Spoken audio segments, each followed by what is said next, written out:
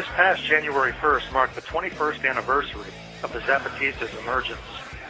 On New Year's Day, 1994, masked guerrillas, some carrying wooden rifles, descended from the foggy mist of the Lacandon jungle in southern Mexico.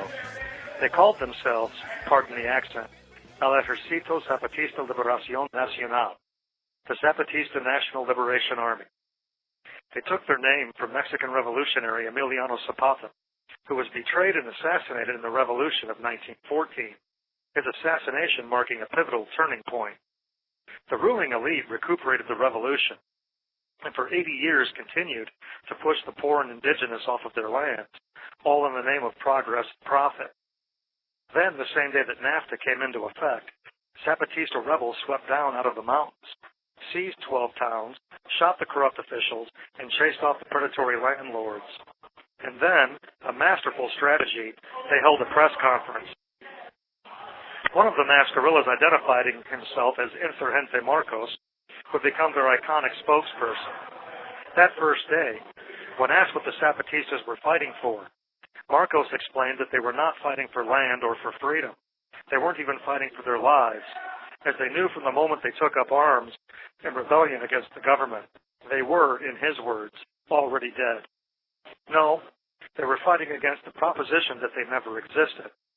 The powerful forces of global capital and corrupt officials could wipe them out, but the world would know they were here. They were taking a stand against oblivion, being forced out of existence without so much as a bang or a whimper. They were going to go out with a bang. In 21 years, the Mexican government has revealed Marcos' true identity several times. The last, they announced that Marcos was really Sebastian Guillen, a university professor. At one point, Marcos issued a communique requesting that the government pick someone more handsome because women stopped writing every time officials announced his true identity as one ugly guy or another. In one press conference, a government sympathizer called Marcos a coward for wearing a mask. Marcos explained that the Zapatistas feared that the government would terrorize their loved ones if their identities were revealed.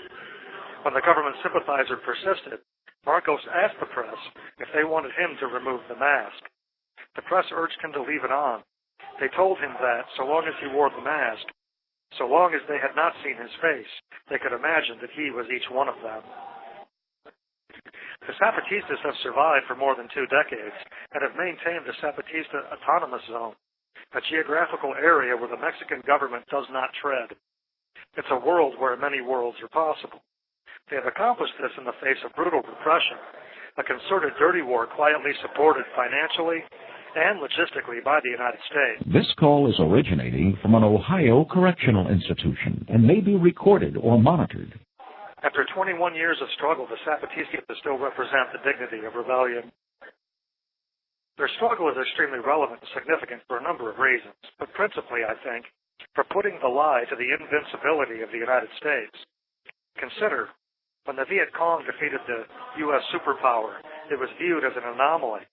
When the Cuban Revolution swept out a pro-U.S. dictator and stood in defiance of the U.S., it was seen as a singular event, not repeatable. When the Sandinistas came to power in Nicaragua, it was dismissed because it was too distant from the U.S. The Zapatistas happened in Mexico, the closest neighbor of the U.S. empire, and they survived for 21 years, stronger than ever. No amount of financial aid, military advisors, and technical hardware can eliminate them. The Zapatistas remain a glaring, embarrassing reminder of U.S. impotence, pointing to the objective reality that armed rebellion against tyranny cannot be stopped. Which leads us to the question, where are the Zapatistas of Cleveland and Chicago, Oakland and New York, Minneapolis and Detroit? If untrained peasants from the Mexican South can wage a guerrilla war for 21 years against the world's superpowers, what chance would the oppressors have against the rest of us? Libertad o muerte. Este es prisionero Anarchisto Swain, de la Supermax de Ohio. Si su escuchando, su es la resistencia. You can write to Sean Swain at Sean Swain number 243-205 OSP 878 Coitsville-Hubbard Rd, Youngstown, Ohio 44505. To read some of Sean's writings and learn more about his case, check out seanswain.org.